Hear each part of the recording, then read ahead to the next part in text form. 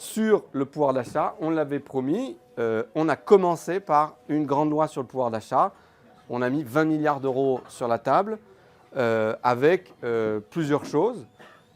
L'augmentation des retraites, l'augmentation du point d'indice des fonctionnaires, l'augmentation des différentes allocations, l'augmentation de la prime d'activité aussi, et puis le bouclier énergétique, où on a maintenu ce bouclier énergétique, où on a fixé les prix pour les particuliers de l'énergie, gaz et électricité.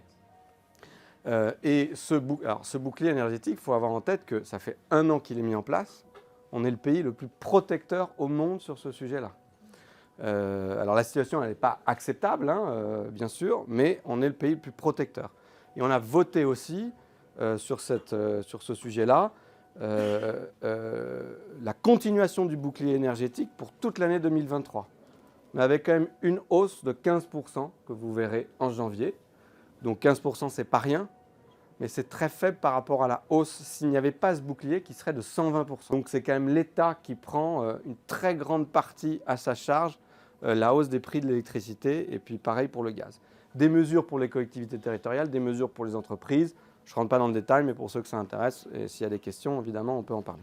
Donc ça, premier bloc, pouvoir d'achat et réponse à la crise de l'énergie, même si sur le sujet de la crise de l'énergie, on ne s'en sortira pas juste avec l'État qui paie. Il faut qu'on fasse baisser les prix, il faut qu'on réforme le marché européen de l'énergie et il faut qu'on arrive à faire en sorte qu'EDF rallume les réacteurs avec la bonne trajectoire.